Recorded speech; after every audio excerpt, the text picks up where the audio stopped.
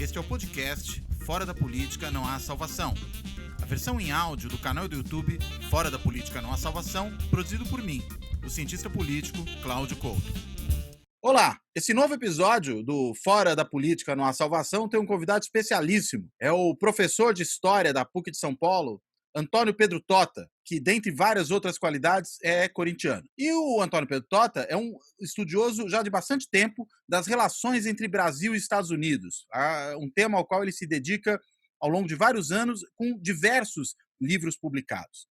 O livro dele, um pouco mais antigo, que sai agora numa segunda edição esse ano, é O Imperialismo Sedutor. Saiu pela Companhia das Letras, originalmente lá em 2000, e agora sai numa segunda edição. E, inclusive, foi publicado bem recentemente, em inglês, uma tradução em inglês, pela Texas University Press, The Seduction of Brazil, The Americanization of Brazil During World War II. Essa é a versão americana do livro do Tota sobre a relação entre Estados Unidos e Brasil. Tem um outro trabalho também mais recente, Os Americanos, um estudo sobre quem são os verdadeiros americanos, os vários tipos da sociedade americana, da América Profunda, os sofisticados moradores de Nova York, enfim, todos esses aí. E o mais recente dos livros, que saiu também pela Companhia das Letras, na verdade, Os Americanos saiu por uma outra editora, saiu pela editora Contexto. Contexto. E O Amigo Americano saiu pela Companhia das Letras, que é um livro sobre Nelson Rockefeller e o Brasil.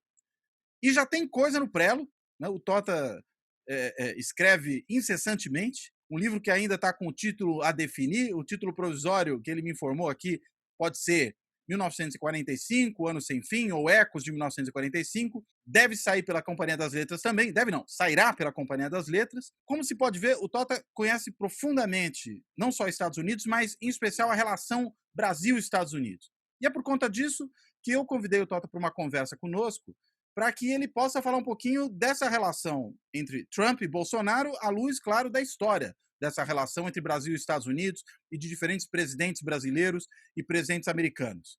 Então, eu quero dar as boas-vindas ao Tota e passo a palavra, se ele já quiser começar falando um pouquinho ou dos livros ou já da relação entre Trump e Bolsonaro, e daqui a pouco a gente vai para os outros temas. Fica à vontade, Tota. Cláudio, bom dia.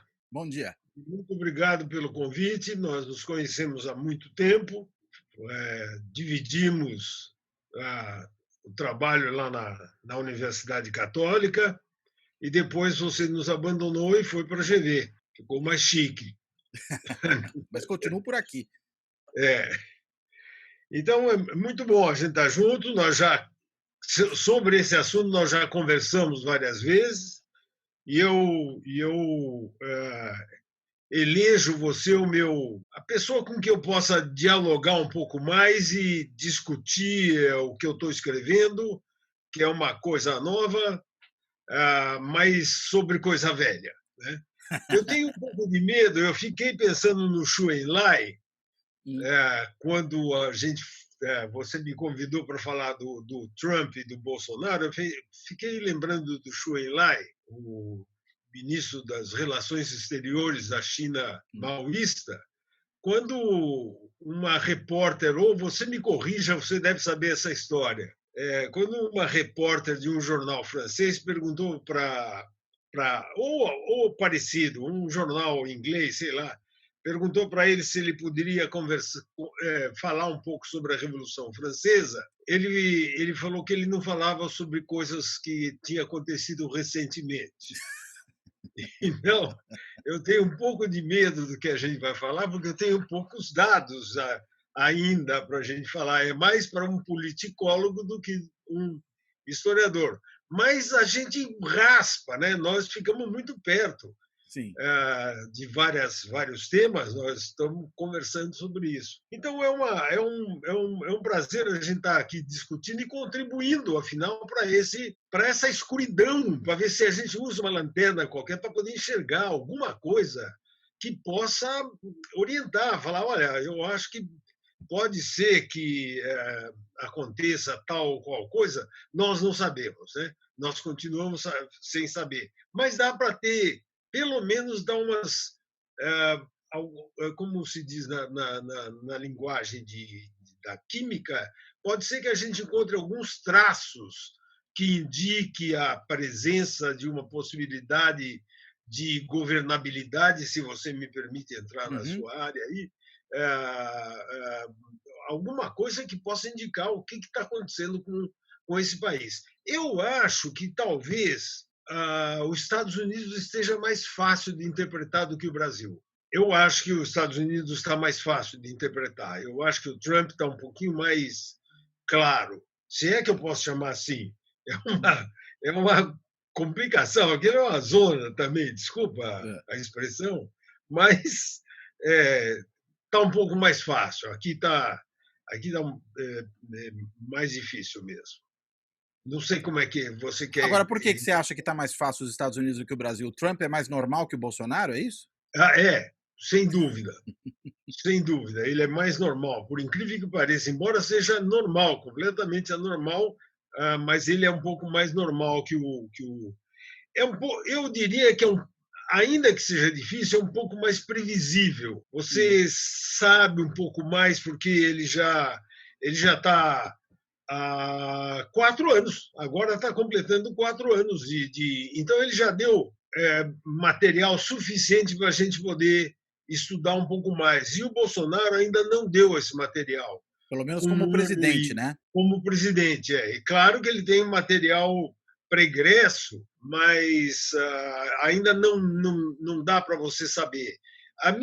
Eu troquei uma mensagem com você logo que você chegou, logo que eu cheguei, sei lá, não lembro mais. Que eu acho que tem uma espécie de buraco negro, um véu escondendo alguma coisa que a gente não consegue entender muito bem, é a relação do Bolsonaro com os militares.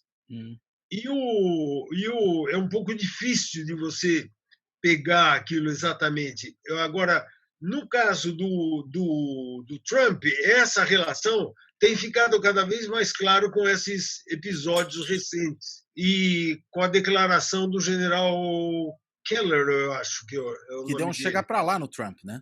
Ele falou: olha, nós não temos nada a ver com isso não é problema nosso. É uma coisa inversa do que o Bolsonaro está fazendo. Ele está puxando os militares cada vez mais para poder ele ter um apoio. Eu tenho a impressão que, eu acho que já se falou nisso, eu não lembro quem falou, o Bolsonaro busca nos militares aquilo que ele não consegue na política, uma base agora parece que ele está um gesto indo para o centrão, né? Uhum. Eu não sei.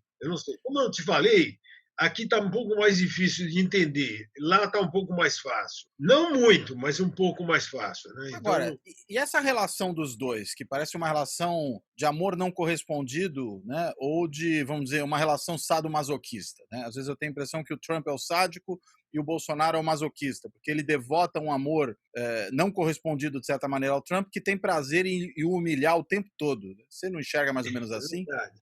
Eu acho que a gente pode dizer isso. De novo, a gente pode pensar numa relação. Eu tinha pensado numa coisa, parece um pouco a lei de 1896 nos Estados Unidos sobre a questão da segregação. Parece que quando o Supremo Tribunal, a Corte Suprema Americana, em 96 deu ganho de causa naquele famoso episódio do Plessy and Ferguson, equal but separate. Eu acho que é mais ou menos o que está acontecendo assim. Olha, nós somos iguais, mas infelizmente nós somos separados e você vai ficar na pior posição. O Trump enxerga isso nas relações internacionais. O papel dos negros em 1896, iguais, sim, mas separados. Ele fica com o banheiro pior, fica com o bebedor. Você sabe o que eu estou falando? Não? Sim, claro. Sei sim. Fica a segregação, né?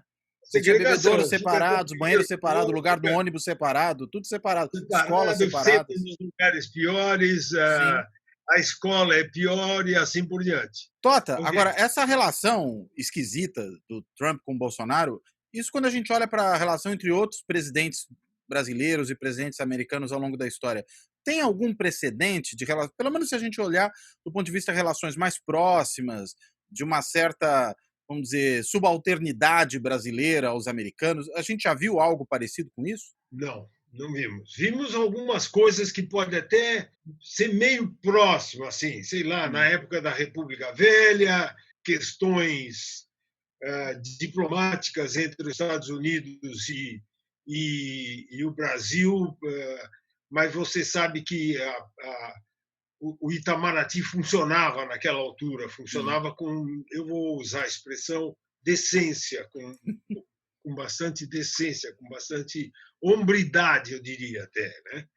Deve ter tido algumas coisas mais, vamos chamar, humilhantes, como às vezes é o caso atual, um pouco mais submisso, ele concorda rapidamente com as diatribes do Bolsonaro, desculpa, do Trump.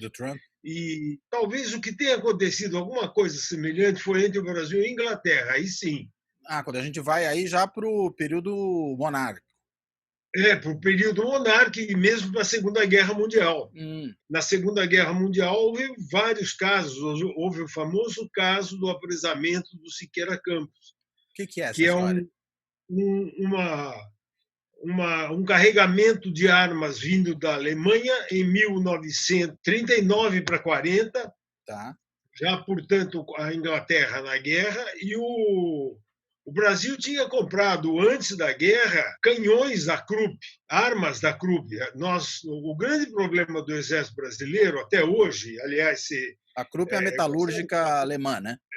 A Krupp é a metalúrgica alemã. A Krupp é a grande metalúrgica alemã, uma das maiores fábricas de arma de altíssima qualidade. Né? E aí o Siqueira Campos vindo, ele foi abordado pelos destroyers ingleses, para não manter nenhum tipo de contato com a Alemanha. E o Brasil não tinha nem rompido relações, nem declarado guerra, que isso só vai acontecer em 42. E aquela relação ambígua, né, que o próprio Vargas manteve com a Alemanha, que a gente está mencionando o caso da Krupp, que passou, inclusive, pela construção da Companhia Siderúrgica Nacional, né? Claro. Eu estava vendo agora no livro da Alzira, que a gente estava falando, que eu recebi em PDF, ela falando que o grande, vamos chamar, o grande barato do Vargas era transformar isso aqui num país moderno. E para ser país moderno, tem que ter um exército moderno, tem que ter armas modernas, e para ter armas modernas você precisa de aço. Então, nós temos que ter uma usina. E ele depois conseguiu dos Estados Unidos. A história é muito conhecida e tudo mais. Agora, é muito interessante, tem uma passagem muito boa para a gente ver esse negócio vamos dizer, possível humilhação que a gente pode passar numa relação com um país forte dos Estados Unidos, também durante a Segunda Guerra. A exigência dos Estados Unidos, e os americanos tinham toda a razão, a exigência de ter uma base, a famosa discussão que aparece nos meus 2 livros, mas principalmente no Imperialismo Sedutor, a famosa discussão entre as Forças Armadas americanas e a brasileira, que os Estados Unidos precisava de uma ponta mais próxima da Europa para evitar a invasão nazista que vinha vindo pela África, que poderia entrar no Senegal e atravessar e ir para Natal e tomar o Nordeste e dali para o Sul. Para os alemães, o Brasil seria uma cabeça de ponte. Era chamado trampolim da vitória, Natal. Mas é muito gozado como a gente resolve o problema. Não o Dutra nem o Góes Monteiro. Góes Monteiro era chefe do Estado-Maior das Forças Armadas e o Dutra era ministro da Guerra. Não podia vir os americanos aqui porque nós somos amigos, tudo mais, a gente troca de informações e estava cada vez mais aumentando a influência militar no Brasil. Eu digo de estilo de conduzir a escola militar e tudo mais, as estratégias táticas. A gente já estava aprendendo com os americanos. Inclusive com militares brasileiros indo para os Estados Unidos estudar, né, nas escolas militares americanas. Mas ainda isso estava no papel, estava na cabeça. em 1940 ainda não estava muito claro, porque a guerra não tinha chegado aqui. Ia chegar, né?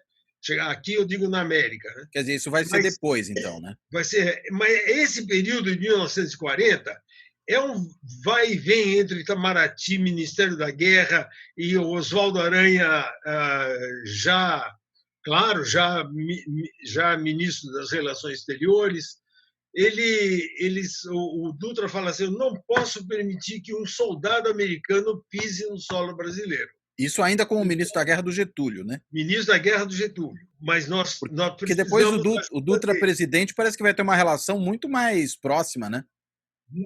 Muito mais próxima. Daí ele já tinha... Ele levou 4 anos para aprender isso. Ele precisou ir lá na Itália. Ele foi para a Itália para ver a frente de guerra. Isso em 1944 para 45.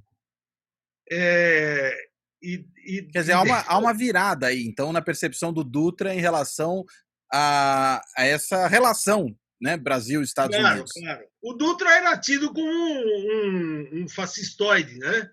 Um pró-fascista, um pró-nazista. Aliás, o Góes Monteiro também, mas quem não era? Quem não ficava admirado com aquela máquina de guerra imbatível que era a Wehrmacht?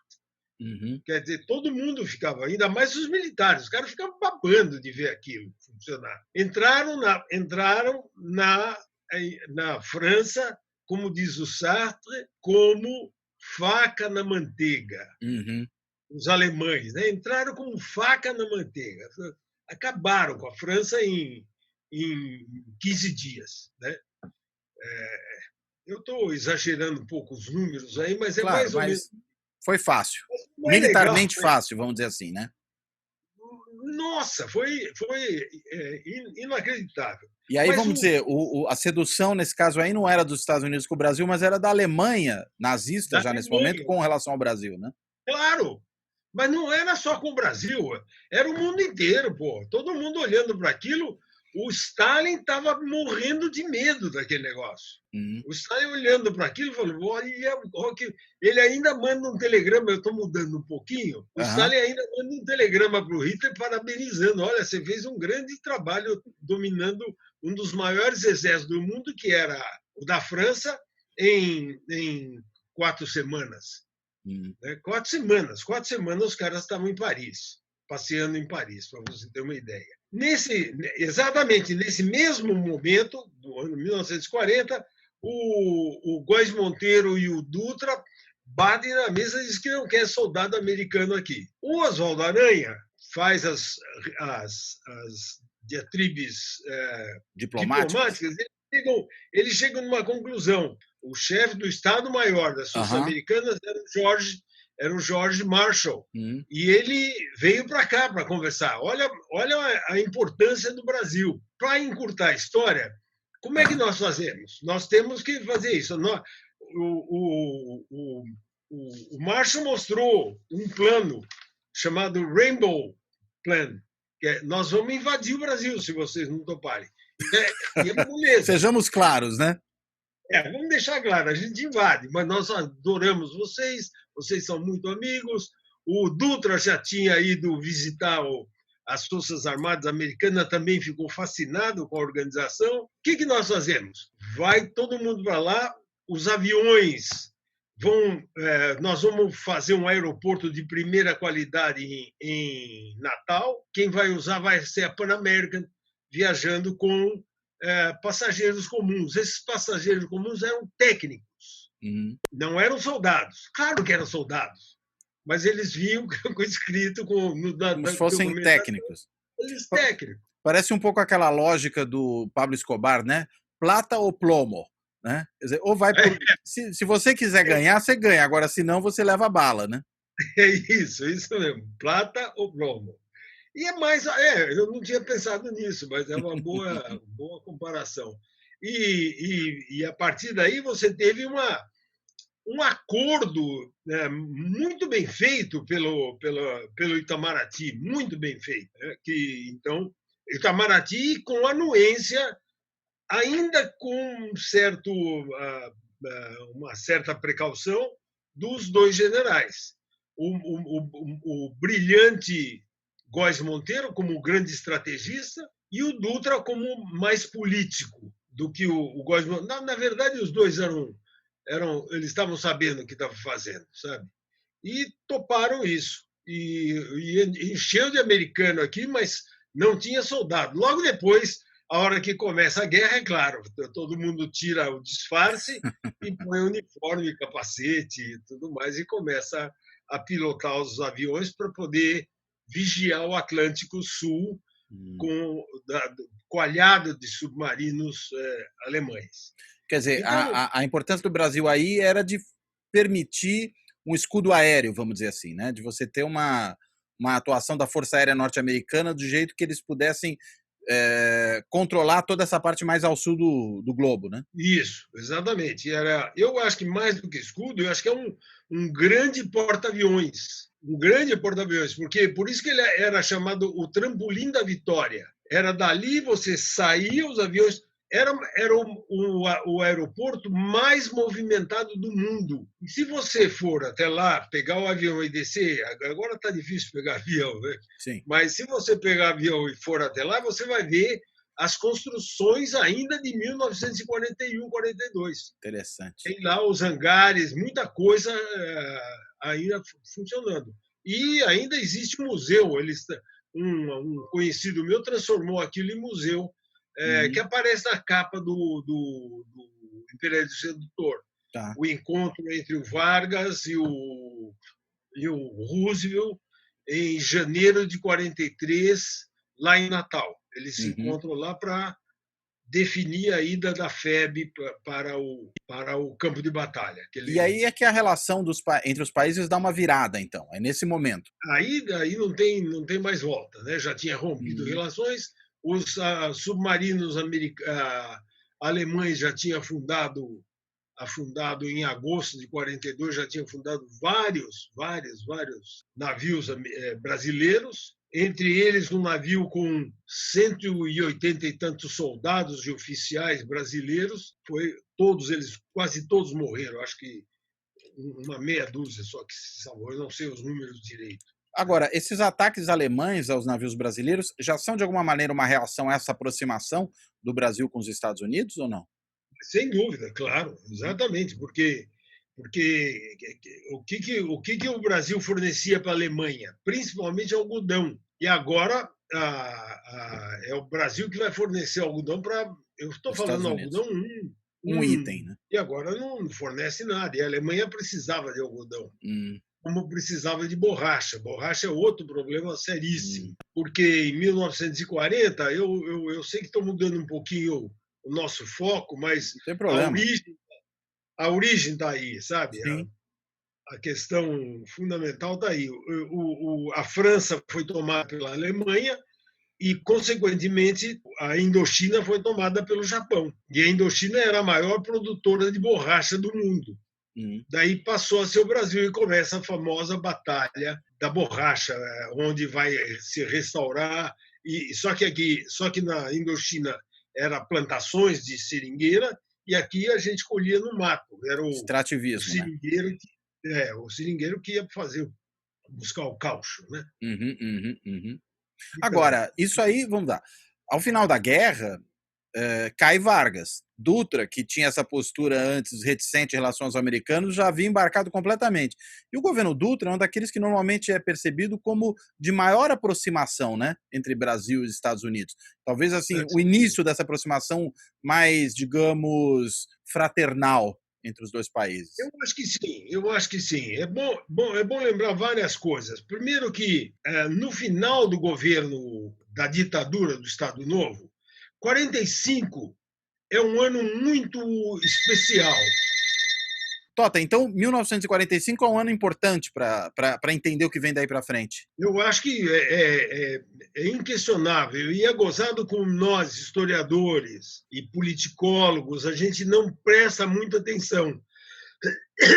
Como é um ano importante. Eu acho que ele não pode ser caracterizado exatamente como o Estado Novo, porque o Estado Novo começa a entrar em contradições exatamente por causa do Brasil no campo de batalha. Essa aí é uma tese muito conhecida, que os pracinhas e os febianos vão ter um contato com os americanos, vão ter contato com a ideia de um Estado liberal. E como é que você vai voltar aqui para uma ditadura, né? Com isso tudo? Tem uma passagem no Correio da Manhã de 3 de janeiro de 1945, que é muito interessante. É o general Cordeiro de Farias, ele é da artilharia. A chamada do jornal é assim: o grande chefe militar, educadíssimo, muito gentil com seus soldados, com espírito liberal. Olha só que interessante, rapaz. Isso aí passou desapercebido. Ninguém, sabe, passou despercebido. Né? Eu olhei aquilo como assim? Espírito liberal. É esse cara, e o Cordeiro de Farias vai ter um papel importante na deposição do Vargas em 29 de outubro de 45. E já é liberal então, no sentido político aí, né? Claro, no sentido político. E cuidado, a gente sempre precisa, e você sabe muito mais do que eu, que liberal não pode ser simplesmente usado como hoje a gente está usando, pondo o dedo no nariz do outro e falar: você não passa de um liberal. Economicamente falando, né? Um pró-mercado e dane-se o resto. Você xinga o cara. E pior ainda se for neoliberal. Neoliberal, então, hoje... É um xingamento daqueles. É pior que fascista, que eu escrevi lá no jornal Valor, né? Foi aquela coisa: tomar cuidado, que não é assim tão fácil você sacar da algibeira, se me permite usar uma expressão antiga, saca da algibeira um papelzinho assim escrito liberal, do outro bolso saca fascista. Aí pronto. Fica fácil, né? Resolveu a discussão. Resolveu a discussão. O lado oposto faz a mesma coisa, né? Tira do bolso comunista. E comunista hoje é chutar cachorro morto, né? Mas o pessoal gosta de usar o xingamento, né? Xinga, você não passa de um comunista, né? Até o STF a gente descobriu que é comunista agora. Até o STF a gente descobriu que se trata de uma instituição comunista, né? O Supremo Tribunal Federal. Mas a Rede Globo, é todo mundo comunista. Todo mundo comunista. O cadáver o esqueleto do Marinho está virando no túmulo lá. Eu achei que você ia dizer que era o esqueleto do Lenin. Do Lenin ainda vai. Mas espera aí, o Lenin acho que ainda está preservado, não está? Sim, então, mas vai mais fácil ainda de virar, né? Mas vamos voltar aqui um pouquinho à vaca fria. No caso aí dessa mudança a partir de 45, como é que se dá essa aproximação Brasil-Estados Unidos no governo Dutra?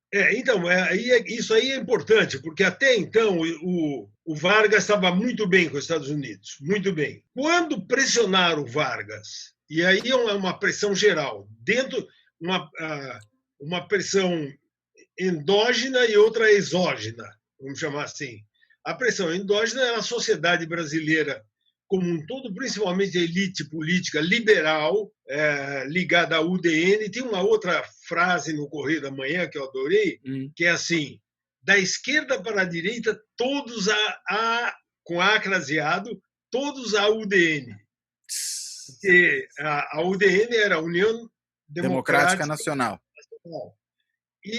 E depois tinha uma outra vertente que chamava União Nacional, que era do Partido Comunista, que estava crescendo bastante naquela altura.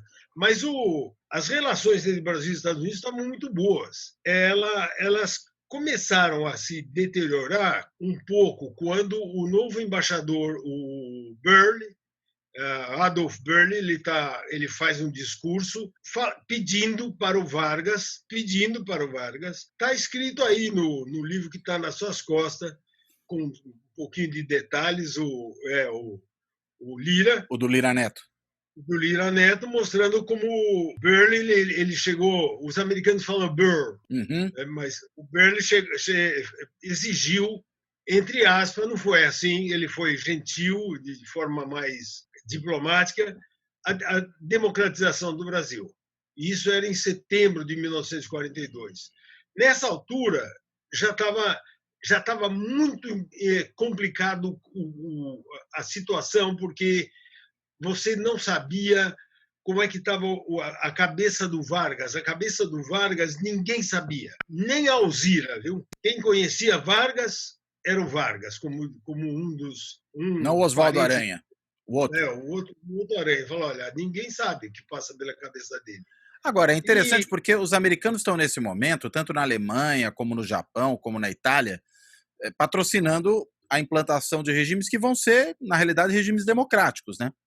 Tanto que eles participam da elaboração das constituições desses países. E, de uma certa maneira, o que você me corrija se eu estiver errado, mas a impressão que dá é que esse mesmo tipo de ação que eles tinham nos países derrotados na Segunda Guerra, eles começam a querer implementar também em países aliados, que aí é o caso do Brasil nesse momento, não? Claro. Ou não é isso? O Brasil, aliás, exigia o nosso embaixador em Washington, que era o Carlos Martins, estava lutando para ter mais, digamos, mais dividendos para o nosso lado, né? Para que a gente fosse recompensado, mais recompensas, e nós não tivemos as recompensas que era esperada. Então, o que é importante aí é que o Bernie ele deu a entender que estava pressionando demais nos assuntos internos brasileiros. E isso, o Vargas começou a se afastar dos Estados Unidos. Enquanto o Vargas se afastava dos Estados Unidos, o Cordeiro de Farias, o Dutra, o Góes Monteiro, todo esse pessoal ia se aproximando cada vez mais dos Estados Unidos. Então, como havia uma desconfiança de que o Vargas estava fazendo uma aliança com o Partido Comunista, com um movimento chamado queremismo. Sim, que Prestes patrocinou, né? Mas uma parte da população estava apoiando o Vargas, uma grande parte da população, mas um pequeno incidente em outubro, todos os militares já estavam fechados com o golpe. Eles iam tirar o Vargas de qualquer forma. Ou ele sai. Mas um pequeno incidente, mas só não sabia quando, um pequeno incidente que foi a nomeação do irmão do Vargas para a chefia da polícia do Distrito Federal. Polícia do Distrito Federal, na época, equivalia mais ou menos, não existia Polícia Federal, ainda. Então, mais ou menos o que seria Polícia Federal hoje. É um cargo, altíssimo cargo. Aliás, como vimos aí o imbróglio que o Bolsonaro está metido por causa exatamente por causa da Polícia Federal. Sim. É interessante isso, né? Quer dizer, lá em 45 a Polícia Federal, ou pré-Polícia Federal, envolve-se nessa questão. Bom, ele nomeia o irmão dele, o Beijo Vargas, ele nomeia o Benjamin Vargas, e o Dutra desencadeia o golpe, tanques na rua, cerca o palácio, e o Vargas é deposto. Tem uma passagem muito boa, que eu adoro esse negócio. O Agamenon Magalhães, que era o ministro da Justiça, né? Da Justiça, ele está lá no Palácio da Guerra, que está lá até hoje, um belo prédio na frente da Estação Central, quase. Para você imaginar como é que é a coisa. Cordeiro de Farias, Góes Monteiro, o brigadeiro Eduardo Gomes e tudo mais. Então ele falou: eu estou redigindo aqui a carta de renúncia do Getúlio. Eu renuncio e deixo o poder para quem. Ele fica olhando. O cara é esperto, Babu, né? Ele fica olhando para olha para o Eduardo Gomes, para quem ninguém falava, rapaz. Ele mesmo falou para o Eduardo Gomes. Acho que é para o presidente do Supremo Tribunal. O senhor não acha? É isso que o seu partido quer, não é? E ele... E virou o Nereu Ramos, virou... O presidente provisório. O presidente provisório até 2 de dezembro de 1945, quando teve a eleição. Então, aí começa a grande aproximação, mais aproximação com os Estados Unidos. Há quem diga, os teóricos da conspiração, Há quem diga que quem estava por trás disso era os Estados Unidos, por causa da presença do embaixador. Não é bem assim, porque ele foi até penalizado, ele foi obrigado a voltar para os Estados Unidos porque foi considerado intromissão no Estado aliado, não deveria ter feito isso e tudo mais. Ele voltou para os Estados Unidos e deixou a embaixada aqui logo depois desse incidente. Isso é um negócio bem interessante. É bom lembrar que o papel do Departamento de Estado é muito importante, mas ele esbarra nele mesmo, porque é uma estrutura muito grande, muito burocrática, então ele não consegue tomar decisões rapidamente. Ele é meio pesadão. Meio lento. É um negócio muito lento para poder tocar aquilo. Então, às vezes, o Nelson Rockefeller tomava decisões ex abrupto, ele mesmo tomava decisões e às vezes era chamado a atenção, como vários casos aí que aconteceram. Mas, só para lembrar, é bom a gente saber que o Truman, que substituiu o Roosevelt depois da morte dele, foi completar o mandato, né? O mandato do Roosevelt mal tinha começado. Ele morreu 12 de abril de 45. Então, o Truman vem para o Brasil em 1947 para participar da formação do TIAR.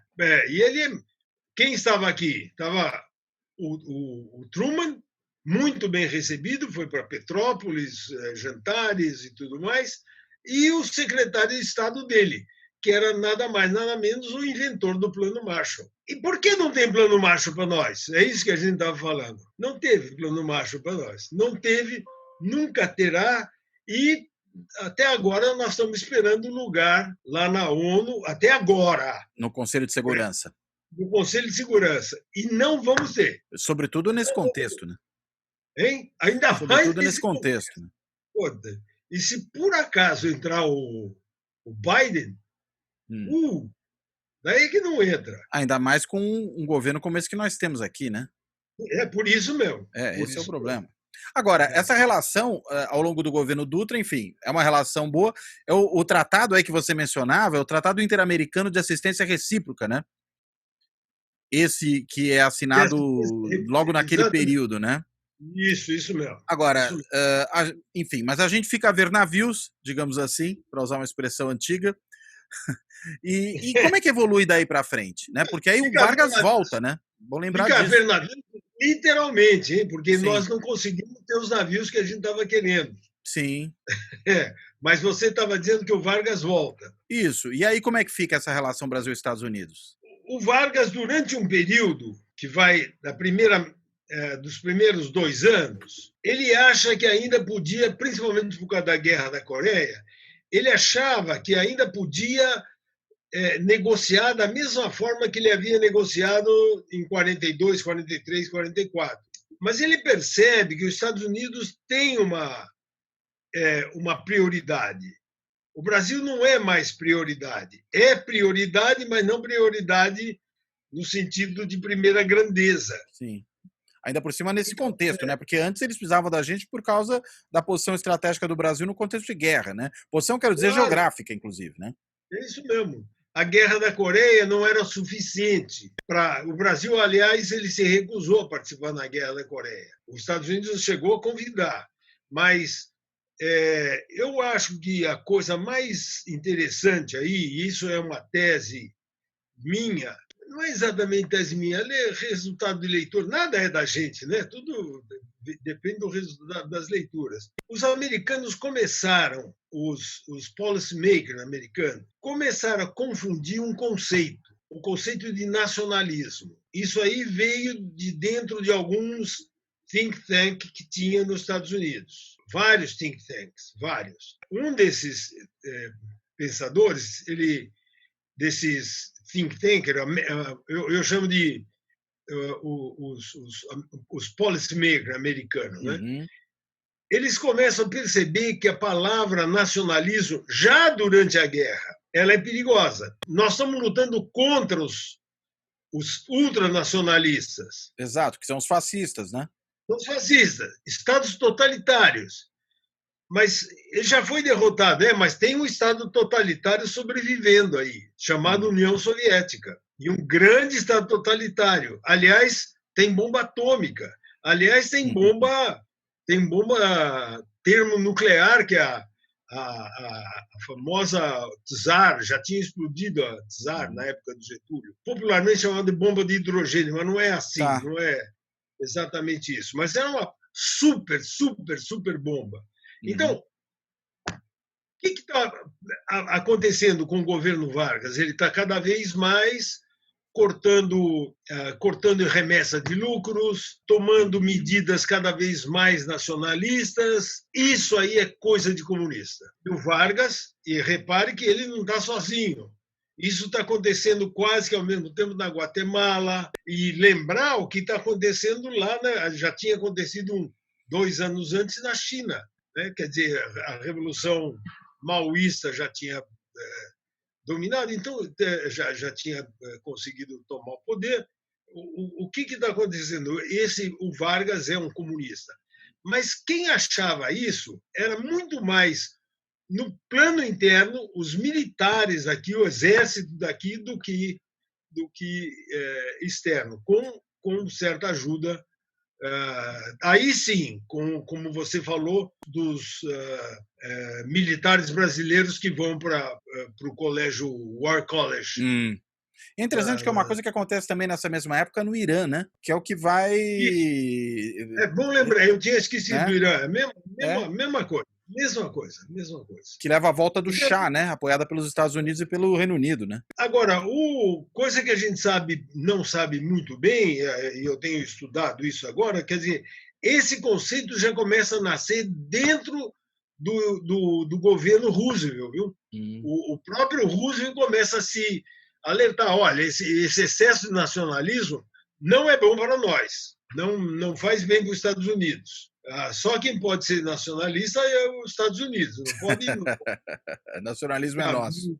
Nacionalista assim que é perigoso. Agora, isso aí depois, o Vargas cai em boa medida por conta também desses conflitos. É claro que tinha uma coisa interna, né? Mas ele começa a se estranhar com os militares, ele começa a se estranhar com certos setores das elites econômicas brasileiras. Tanto que muita gente diz que o suicídio do Vargas postergou o golpe de 64 por 10 anos. O golpe de 64 ocorre tentando se justificar como uma luta contra os comunistas, que derrubou um herdeiro do Vargas, que era o Jango, mas que na verdade era um nacionalista. Talvez a centro-esquerda, né? Sem a qualidade política do Vargas, né? Sim, claro. O Jango era muito, muito fraco em termos de manejo político, né? Ele foi se aproximando cada vez mais de um partido comunista dito forte, que tinha um esquema, tinha muitos comunistas, segundo o Partido Comunista, dentro do Exército, e haveria isso aí já é bastante sabido, né? Haveria um esquema militar para garantir o governo Jango, e não houve nada. É famoso aquele negócio do Julião, né? O Julião falou que tinha 800 mil lavradores com metralhadora pronto para defender o Jango. Não tinha nada. Um pouco como as matracas da Revolução de 32, talvez. Eu acho que sim. É isso mesmo. Com o golpe de 64 e o regime militar, aí se intensifica essa relação entre Brasil e Estados Unidos, ainda que ela não passe tanto por uma questão pessoal dos presidentes, né? E o Rogerinho, nosso colega, ele Rogério Arantes, você está falando? Claro, Rogério Arantes. Ele falava que o livro que ele queria jogar fora e depois não jogou, e falou que fez muito bem não ter jogado, que é a tomada do poder do Dreyfus. Sim. Ali tem um quê de teoria da conspiração ali, né? Isso, né? Ele fala, é muita teoria da conspiração, mas depois ele foi lendo e falou, poxa, olha, estava o IPES, financiado pelos Estados Unidos, e era muito interessante. E lembrar que nessa época, eu não estou vendo aí na sua estante, o Goberídio Couto Silva, ele ele era uma figura importante nessa ligação com os Estados Unidos, né? Ele é importante e ele lembrar, isso que eu queria falar. Ele lembra que a maior embaixada americana do mundo estava aqui no Brasil, em 1974. Depois abandonou, né? Depois ficou uma embaixada pequena. Era o maior número de funcionários, que, claro, tinha a CIA, tinha todo mundo trabalhando aqui. Isso quer dizer, o maior número de funcionários de uma embaixada americana fora, quer dizer, fora, no mundo era no Brasil? Era no Brasil. E por que essa importância? Por um lado, não deu importância nenhuma para nós. Por outro lado, tem isso? O que explica essa situação? O medo de perder isso aqui para aquele negócio chamado comunismo, né? Ah, bom. Que é um absurdo. Não tinha condições de botar o Brizola com os 11 do Brizola, até hoje não apareceu os 11. E eu que tenho uma certa simpatia pelo Brizola. Imagina, não tinha nada, não tinha nenhum esquema. Quer dizer, o que você está dizendo tinha muito blefe aí, pelo jeito, né? Nossa, são coisas terríveis. Eu li a biografia do Jango, é de morrer. Não sei se você leu a biografia dele. Não, acho que não. Não sei, depende. Vale a pena. Do Muniz Bandeira, não? Não. O Muniz Bandeira é um pouco tendencioso, o Muniz Bandeira. Agora, e como é que fica essa questão da aproximação? Quer dizer, você fala que tem uma embaixada que é a mais, digamos, é a maior embaixada americana no mundo, essa no Brasil? A mais importante embaixada americana era do Brasil. Para evitar que o país se tornasse um país comunista. Claro. Mas isso já em 64 ou antes de 64? Já antes de 64. Antes de 64, antes do golpe. E durante o regime militar isso prossegue, essa relação tão estreita? Prossegue. Aí vai ter problemas, né? Porque você vai vendo dentro do governo militar um período muito próximo com os Estados Unidos, que é com o Castelo Branco. É um negócio. Agora, a impressão que eu tenho, me corrija se eu estiver errado, é que nesse período da ditadura, o Brasil consegue ter uma relação mais pragmática, mais distanciada com os Estados Unidos do que, por exemplo, o Bolsonaro, que vamos dizer, é tão elogioso ao regime militar, estabelece. Parece que eles tinham menos ideologia e tentavam jogar mais com os interesses, claro, não só do país no sentido amplo, mas até deles em termos geopolíticos e tal. Hoje parece que isso passa por uma discussão ideológica, né? Não dá para comparar, não tem comparação. Você tinha moedas de troca, muito importante. É claro que tinha ideologia no meio, claro que tinha ideologia, claro que nós estávamos lutando contra o comunismo, que era o perigo comum. Claro que a União Soviética era uma grande ameaça, mas os governos militares, em especial o do Geisel, você vai ver como ele tem uma relação de igual para igual. O Geisel ele é um cara culto, é um militar culto, e ele mantém uma relação muito boa com os Estados Unidos. Boa no sentido de até o Jimmy Carter. Quando entra o Jimmy Carter, complica muito, porque o Jimmy Carter quer fazer a política dos direitos humanos. Aqui, e o Geisel não permitia a intromissão de estrangeiros aqui. Então, aí começa a ter problema. Mas temos boas relações comerciais, boas relações econômicas com os Estados Unidos. Claro que temos a crise de 73, 74, e daí abala o mundo inteiro, né? Daí a gente vai ver que pega o mundo todo. Não esqueça que nessa altura o Nixon está caindo, né? O Nixon está caindo. Eu queria só lembrar uma coisa: quem veio para a posse do Juscelino Kubitschek, representando os Estados Unidos. Mas isso lá atrás ainda, agora. A gente está voltando. Lá atrás, é que eu estou emendando as relações com os Estados Unidos. Os Estados Unidos tinha o Brasil em boa conta. Tinha. E um dos elos mais importantes dessa relação era um cara chamado Nelson Aldrich Rockefeller. Ele que tecia toda essa coisa até mais ou menos 58, 59, ele Ele tinha um papel muito importante com a relação com o Brasil. Mas como homem de negócios, como ator político, uma mistura das duas coisas? Político, as duas coisas. As duas coisas. Daí, quando ele entra para o governo de Nova York, ele vai abandonando um pouco o Brasil. Mas é muito interessante, aí voltando de novo, voltando um pouquinho.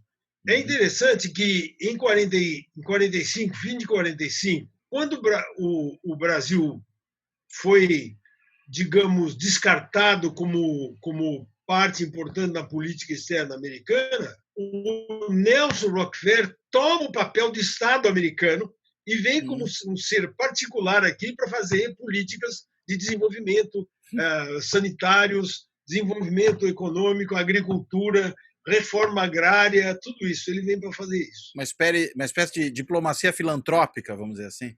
Filantrópica. Ele quer transformar o Brasil num grande Estados Unidos. Tá. E ele sabia por quê. Ele sabia isso. Ele estava sabendo o que estava acontecendo aqui. E ele era profundamente anticomunista, né? Nossa! Até a medula, né? Até a medula. Só que não era um cara de mal educado. Ele era anticomunista. Mas não era tosco, né? Não era tosco. Sabia com o que estava lidando e não ficava, talvez, vendo fantasmas onde eles não existiam e coisas do tipo, né? Ele não via fantasma, ele via o real. Sim, essa é a questão. Ele via o real. Ele é um cara que eu chamaria de direita ilustrada. E é muito interessante, rapaz, eu fiquei fascinado com aquilo. Em 47, ele, numa fazenda aqui no interior de São Paulo, ele falou, olha, vocês estão no caminho certo. O passo inicial foi dado em 1937 por uma ditadura ilustrada.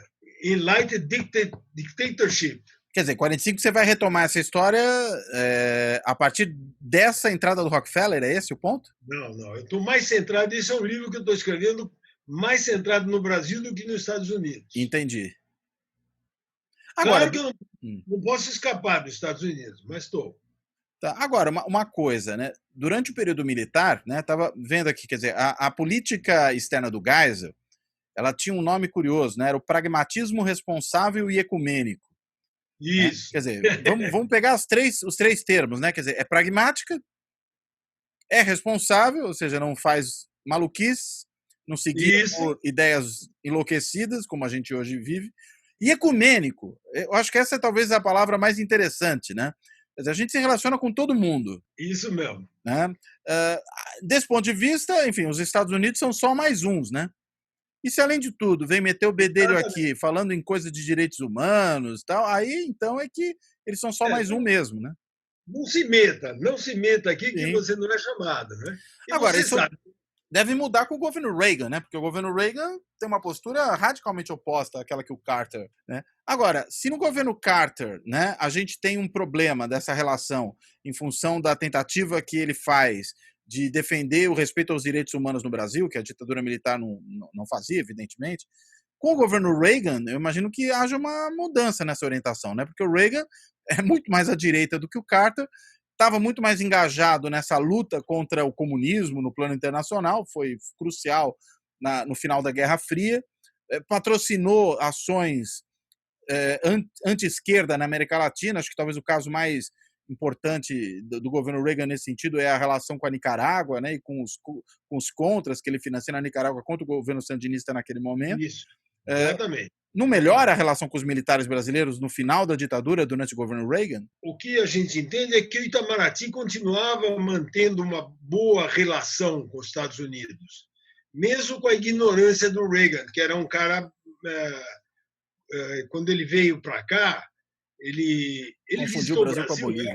Ele confundiu o Brasil com a Bolívia. Isso, então, ele faz esse tipo de confusão e ninguém dá muita bola, porque sabe que ele é um artista de cinema, está representando, mas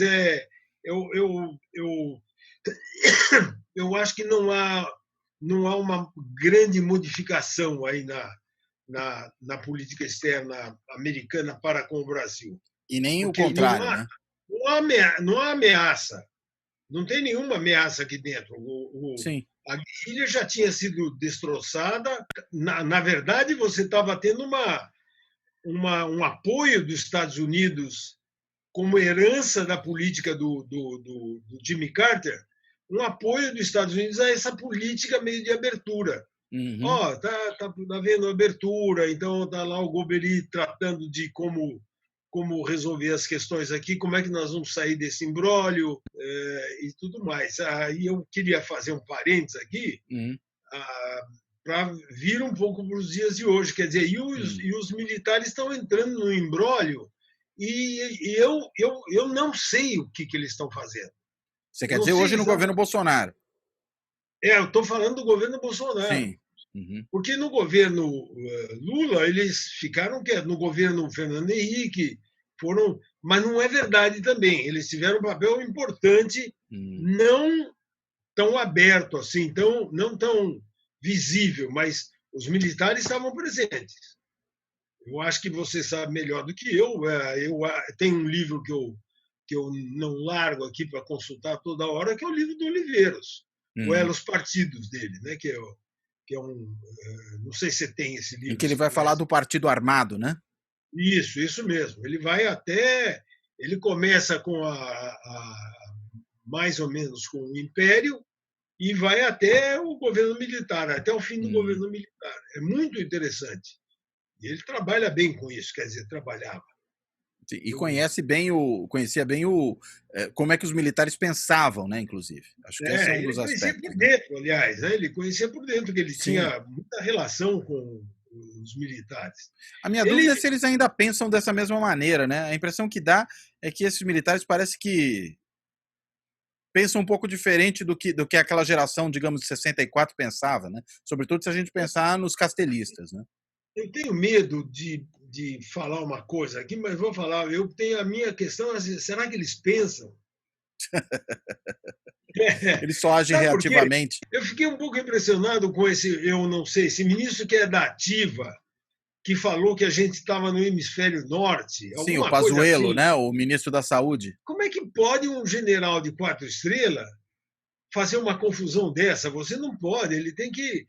Qual é a confusão que ele fez? Eu não entendi muito bem. Eu acho que ele também não.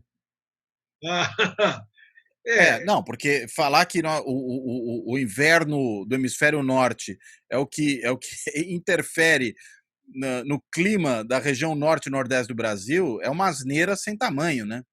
É difícil imaginar que qualquer pessoa que fez o ensino médio, ou mesmo que tenha finalizado fundamental e tenha pelo menos estudado direitinho o fundamental, faça uma confusão dessa natureza. Então, quando você tem um general de 4 estrelas que supostamente passou por todas as escolas militares e fala uma bobagem desse tamanho, é realmente muito preocupante, né? Porque ele fala achando que vai convencer os outros, inclusive. Não dá para comparar com os militares de 64. De jeito nenhum. Imagina o Goberi. Você tinha o Goberi, o Geisel, o Castelo. O cara mais tosco ali era o Costa e Silva. Que não à toa era da linha dura, né? Não é à toa mesmo. Você tem... O Geisel é um cara refinado. É um cara com... Se você leu, você já deve ter lido o livro dele. É muito bom. O cara tem cada proposta muito interessante. Tanto é que o Lula fez uma declaração quando ele estava no governo, falando bem dos militares. Aí a esquerda pega aquilo e... A esquerda mais pega aquilo e fala, tá vendo? Ele era ligado aos militares, alguma coisa assim. Eu não estou defendendo o Lula. Mas a questão é, a cada um de acordo com aquilo que fez, né? Uma coisa é você criticar o autoritarismo da ditadura militar, as barbaridades que cometeu. Outra coisa é você reconhecer que eles tinham uma formação melhor, tinham uma ideia de país na cabeça, e hoje parece que não tem nada na cabeça, né? Não, esse é o meu medo, sabe? Agora, só voltando um pouquinho ao Geisel, quando você falou do projeto, do grande projeto dele da política externa, é muito interessante que ele queria transformar o Atlântico Sul numa espécie de Atlântico Norte igual dos Estados Unidos. Não é a troco de nada que o ecumenismo dele incluía Angola comunista. Sim, exatamente. Ele foi o primeiro país, o Brasil foi o primeiro país a reconhecer o governo comunista de Angola. Logo dizer, depois da independência de Portugal, né? Pois é. Exatamente. Depois da guerra, quer dizer, depois continuou a guerra civil dentro da Angola, mas é interessante isso. Quer dizer, era o grande projeto do Goberi, né? O projeto geopolítico dele, a ideia da potência do Sul. Daí, por isso fazer bomba atômica, etc. Né? O Brasil queria ter uma bombinha atômica, né? Pelo menos. Para se colocar de maneira mais assertiva no plano internacional, acho que esse era o cálculo, né? Botar o dedo definitivamente no nariz da Argentina. Isso também. Agora, uma questão que eu acho que é importante é a seguinte, né? Você falou do Rockefeller, tem o seu livro sobre o Rockefeller, o papel dele. Ele não virou presidente dos Estados Unidos, mas ele era um homem de negócios, acho que até muito maior do que o Trump, que entra na política de maneira muito significativa. O Trump é um homem de negócios que vira presidente dos Estados Unidos, embora me pareça menor como homem de negócios, mas chega numa posição política mais alta do que as que o Rockefeller foi capaz de galgar. Né? Tem algum paralelo entre os dois aí que você consegue estabelecer, ou talvez um contraste entre os dois que faça sentido estabelecer? Não há paralelo nenhum. Nenhum. Você não fale isso de jeito nenhum. Porque não, mas eu quero explorar o contraste, exatamente esse ponto. Contraste é total, porque na época do Rockefeller ainda existia a política vinda dos Founding Fathers, mais ou menos. Já estava mudando, mas era mais ou menos. Tinha um elemento aristocrático ali, vamos dizer assim. Um elemento aristocrático, não entrava gente de fora, ele não saiu da Standard Oil e foi direto para governador. Ele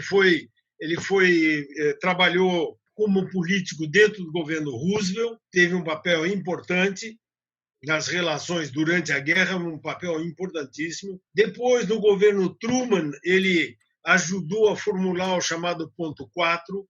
Depois, no governo Eisenhower, ele era subsecretário. Então, você imagina o seguinte, quais os cargos que o Trump teve na vida pública? No máximo, financiador de campanha, né? Mesmo assim, no máximo, financiador de campanha. Mas, mesmo assim, a grande coisa interessante daquele artigo que eu passei para você, do Andrew Sullivan, é que ele não tem nada que ver com aquilo, não tem nada que ver com a política. Ele é um outsider, né, em boa medida. Um outsider total. Ele não tem nada a ver com a política. Se eu quisesse fazer uma comparação com o Lula, por exemplo, o Lula ainda tinha a militância sindical, depois entrou como deputado e tudo mais. Não, e são anos de trajetória na política, né? Como presidente de partido. Claro, ele é um cara político. E o Trump não. E o Trump lembra um pouco, e ironicamente o Bolsonaro estava na política durante 20 anos, 30 anos. 30 anos. Só que sempre marginalmente, né? Mas ele não saca da política. Ele não consegue sacar. Ou ele saca de uma política que eu não consigo acompanhar, eu não tenho condições. Eu acho que é uma política miúda de pequenos favores, defesa de interesses corporativos muito localizados e um discurso ultrajante para satisfazer uma certa claque, né? Não é política no sentido de uma formulação, de estar no meio das grandes articulações. Bolsonaro nunca foi isso, né? O discurso do Bolsonaro aí fica meio parecido com o do Trump. Aí ele tem que achar um inimigo. Ele tem que são 3 inimigos do Trump. E eu gostaria de achar os inimigos do Bolsonaro, mas não é difícil também. Precisa pensar um pouco. 3 inimigos do Trump. Comunista não dá mais. Você não pode. Você não tem comunista. Então você tem os muçulmanos, inimigos, tem os mexicanos inimigos e tem o Partido Republicano como inimigo. Não é o democrata, o republicano você está falando. O republicano. O democrata é claro que é inimigo. É o sistema político tradicional que vem desde o Jefferson, ele não suporta aquilo. Porque ele é imigrante, ele é filho de imigrante. O O neto, Obama, né? hein? O neto, acho que ele é neto, né? Neto de imigrante alemão. Uhum. Mas o único cara que entrou nos Estados Unidos que não era protestante foi o Kennedy. E depois o Obama, que não era nada. E o Trump não é nada mesmo. Ele é um cara que você sabe muito bem, ele é o exemplo que o operário que se ferrou. Desculpa a expressão, depois você corta aí. Não, mas já não tem perigo. O operário americano que se Estrepou. entrou numa situação muito complicada com a globalização, e é verdade, porque as fábricas americanas estão lá na China. Uai, todo mundo sabe disso. Ele adora o Trump porque, olha só, milionário, cheio de mulher, né, entrando sempre nas boates, ele é famoso sem vergonha, um cafajeste, eu gostaria de chamar. E agora não, agora vem pintar de boa gente. Então, homem comum americano, ele adora o Trump. Eu acho que... Ele é o que o cara gostaria de ser. Ele gostaria de ser aquilo. Mulheres, bebidas, embora o Trump não beba, hein? Isso é interessante. Ele toma Coca-Cola feito louco, come hambúrguer feito louco, mas ele não bebe. Mas não tem importância. Isso é o de menos. Tem um amigo meu, você conhece ele, o Matthew Shirts, ele acha que o Putin sabe de sacanagem do Trump, por isso, da sacanagem que o Trump, quando ele foi para... Aliás, ele foi lá para a Ucrânia, não sei lá onde, e voltou com aquela senhora, que é a senhora dele hoje, né? Como é que ela chama? Ivanka. Não sei. Mas Melania Trump. A Melania Trump, Isso. que ele encontrou, sei lá onde, eu não vou falar porque eu não sei, mas deve ter sido apresentado pelo Putin. É uma teoria boa de conspiração minha, mas é muito... E talvez por isso que o Bolsonaro também se enxergue tanto nele, né? Porque o Bolsonaro não é muito diferente disso. O Bolsonaro é aquele que, há pouco tempo atrás, dizia que usava o dinheiro do auxílio moradia para comer gente, né? É isso mesmo, isso mesmo. E agora? Como é que fica a questão da religião com o Bolsonaro? Você falou de ecumenismo, eu falei, esse cara é ecumênico. Outro dia ele foi fotografado dentro da Basílica de Brasília, que é católica, ele sentado, ajoelhado, rezando. Depois recebe a bênção de Edir Macedo. Depois recebe a bênção do outro... Como é que é isso? Mas ele fica ali girando no mundo cristão, né, de qualquer maneira, dos católicos ultraconservadores, né, desse neopentecostalismo, e por conta dessa relação com o neopentecostalismo, ele chega também em Israel, né, porque aí existe essa relação dos neopentecostais com o Velho Testamento, com Israel como uma terra prometida, e um certo, vamos dizer, um messianismo que eles próprios alimentam em relação à leitura que fazem da importância de Israel e da força de Israel para uma eventual volta de Jesus, alguma coisa assim. Mas é esquisito isso para Israel. Israel não está esperando a volta de Jesus. Não, Israel não, mas eles estão. É que o apoio a Israel, se por um lado, né, se explica porque com a política de Israel em relação aos palestinos, você tem uma simpatia da extrema-direita no mundo por ela, e aí a coisa contra os muçulmanos, contra os árabes, enfim, entra aí também, né? E o governo de extrema-direita do Benjamin Netanyahu ajuda nessa linha, o governo linha dura, violento, etc.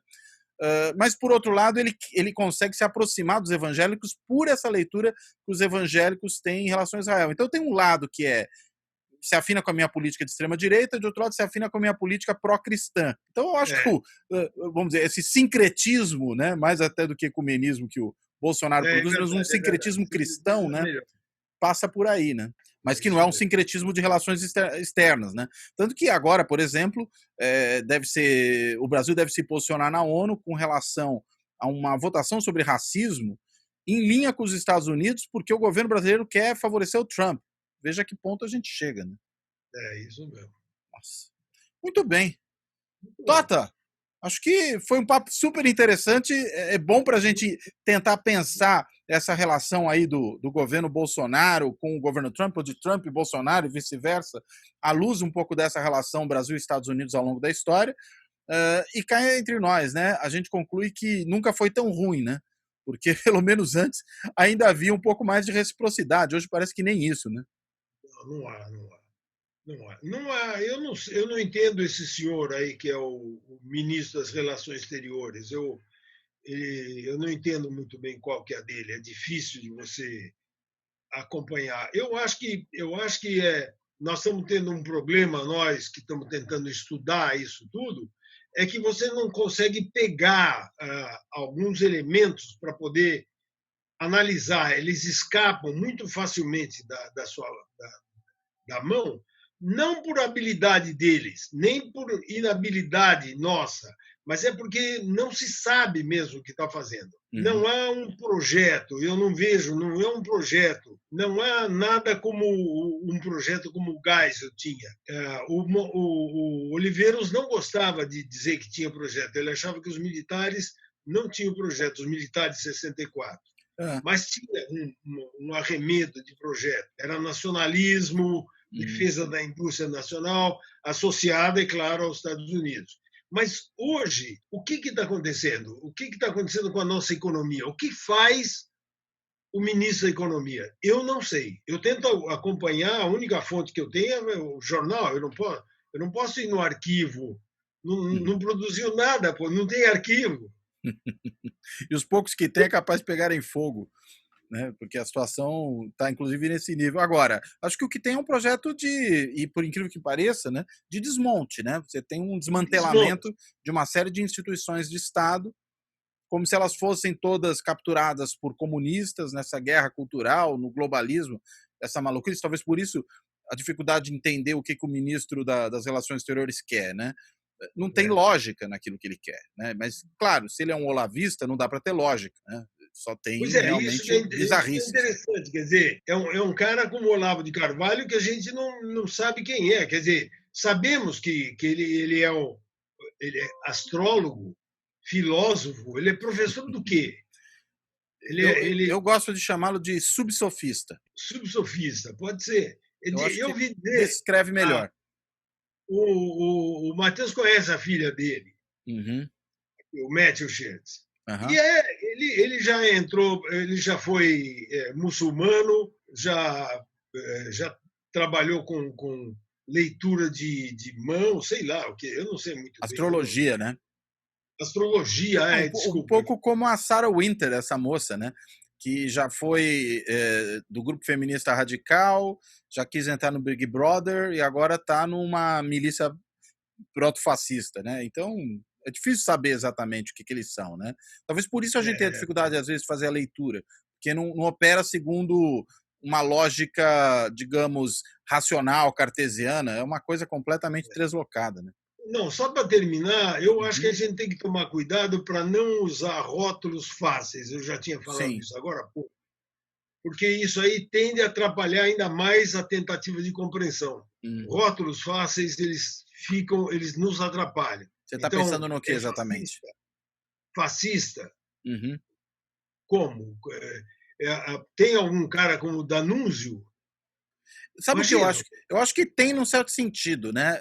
A meu ver, o elemento mais claro do fascismo nesses caras, eu acho que a gente não pode também pensar que é um fascismo no modelo que houve nos anos 20 e 30, né? Mas é o profundo irracionalismo que os alimenta, né? Eles operam por uma lógica de negação da razão, né? E por uma negação absoluta do outro, né? Uma lógica da relação política como uma relação amigo-inimigo absoluta. Eu acho que esses são os elementos que eu enxergo como elementos que caracterizam os caras como fascistas. E mais, uma estética da violência, um culto da própria ideia de morte. Eu acho que todos esses elementos estão presentes ali. De uma forma meio destrambelhada, porque eles são destrambelhados, mas como elementos estão presentes. Eu, pelo menos, percebo dessa forma. Não dá certo. Agora, você não tem uma teoria. Não, teoria não tem. Mas eu não sei se o fascismo, propriamente dito, tinha exatamente uma teoria, né? Não, o fascismo tinha, sim. Tinha grandes. mas tinha pensadores. Os caras... Carl Schmitt, vamos dizer, pode ser visto talvez como o maior deles, né? Se a gente pensar no fascismo alemão, né? Ali tem teoria pra caramba. Aí, vamos dizer, a teoria inclusive sofisticada, né? Embora ele fosse um racionalista, né? É que eu acho que o fascismo é um pouco ele é um patchwork, né? Ele é uma mistura de um monte de coisas. Se você olhar nas artes plásticas, no caso do fascismo italiano, eu não estou chamando da Alemanha de fascismo. É sensacional. Os caras o futurismo é sofisticadíssimo, né? É capaz do futurismo italiano ser considerado pelos fascistas alemães arte degenerada. Com certeza. O que mostra que uma coisa é complicada, né? Se o pessoal do Bolsonaro vê a poesia do Marinetti, ele vai dizer que aquilo é coisa de comunista. Pô. Pois é. É muito complicado. Enfim. Bom, Cláudio, muito obrigado pela oportunidade de a gente conversar e vamos ver se a gente conversa mais, né? Sim, e não só no mundo virtual, mas enfim, para isso a gente tem que ainda esperar um pouco, né? Várias das pessoas com quem eu tenho conversado aqui falam, bem, pelo menos a gente aproveita, né, esses caminhos para se falar, né? Porque se ver exatamente está muito difícil, então pelo menos aqui a gente se fala. Eu já cheguei a fazer uma experiência muito esquisita aqui, é o seguinte, conversando com um outro amigo, que foi colega nosso lá da PUC também, a gente cada um abriu uma garrafa de vinho e ficou tomando e conversando. Mas isso tem acontecido muito. As pessoas têm feito happy hours e celebrações por meio virtual enquanto batem papo. Mas eu sinto falta da batida do copo. Do copo, se bater muito forte na tela do computador, quebra. Não pode. Então tá bom, Tota. Quero te agradecer. Muito que essa seja a primeira conversa de outras que virão. E agradecer a quem nos assiste no canal do YouTube, a quem nos escuta nos podcasts e sigam acompanhando aí o Fora da Política não há salvação. É um prazer. Um abraço. Fala, Tota, pode falar. Você quer falar mais alguma coisa? Não. Quero agradecer e me despedir. Bem, com essa interrupção, acho que o Tota teve problemas aí na conexão. Depois a gente conversa com ele com mais calma. Fechamos esse episódio do Fora da Política não há salvação. Um abraço a quem nos ouve, quem nos assiste e até a próxima. Além do podcast, disponível em 16 agregadores, dentre eles o Podcast Addict, o Anchor, o Apple, o Deezer, o Google Podcasts, o Spotify, o Stitcher e o TuneIn, o Fora da Política não há salvação também está no canal do YouTube. Visite o nosso canal do YouTube, curta e se inscreva.